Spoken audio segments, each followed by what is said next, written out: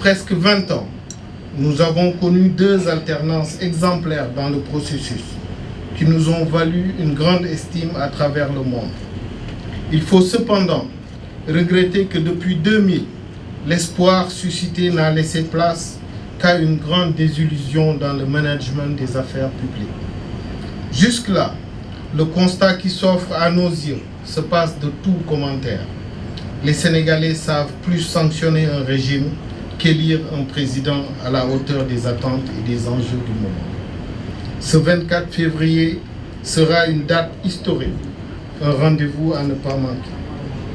Il est temps de savoir choisir un dirigeant qui soit un homme d'État, qui fait du patriotisme une valeur cardinale et qui sera plus préoccupé par le devenir de plusieurs générations que par sa propre réélection. Je ne peux me résoudre encore à observer notre cher pays régresser à tout point de vue. Alors, après une longue période de réflexion avec des Sénégalais en général, des collaborateurs en particulier, mais surtout, en étant au contact du peuple, j'ai décidé de déclarer ma candidature à l'élection présidentielle. Le secret des pays qui se sont développés réside dans les valeurs et vertus du travail, mais aussi dans l'affirmation fière et assumée d'un certain patriotisme, d'un engagement citoyen et d'exigences civiques basées sur le respect des autres, le tout disposé dans un État égalitaire et méritocratique. Je suis aujourd'hui prêt à appuyer mon pays dans cette phase cruciale de son évolution historique et à m'engager au nom des valeurs qui sont les miennes: travail, solidarité, liberté et fidélité. Je suis convaincu que des alternatives crédibles, réalistes et réalisables sont largement à portée du talent des filles et fils de notre pays. Il s'agit de réveiller, d'impulser, de susciter et en un mot mobiliser l'ensemble des initiatives novatrices et des énergies porteuses de progrès social, de justice et de prospérité. Cette ambition est d'autant plus réalisable que notre pays regorge d'immenses potentialités agricoles, humaines, économiques et naturelles. Nous sommes tous les jours témoins de l'imagination débordante du peuple sénégalais, ces as de la nation, tous segments confondus, jeunes, femmes, troisième âge, personnes vivant avec un handicap, dans tous les secteurs de la vie de notre pays.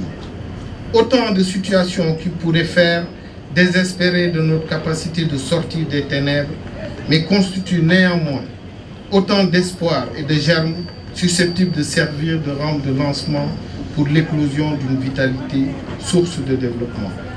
C'est juste là le défi auquel nous invitons l'ensemble des Sénégalais d'ici et de la diaspora à relever ensemble. Les phénomènes de migration ne sont pas nouveaux, c'est aussi vieux que l'humanité et s'expriment par le fait que les gens quittent leur foyer. Les gens qui quittent leur foyer le font parce que leur pays ne leur offre aucun espoir. Mais il nous appartient de créer les conditions nécessaires afin que nos jeunes cessent de braver tous ces dangers pour aller en Europe. Ils n'y vont pas parce qu'ils le veulent, mais parce qu'ils pensent qu'il n'y a pas d'opportunité dans leur propre pays.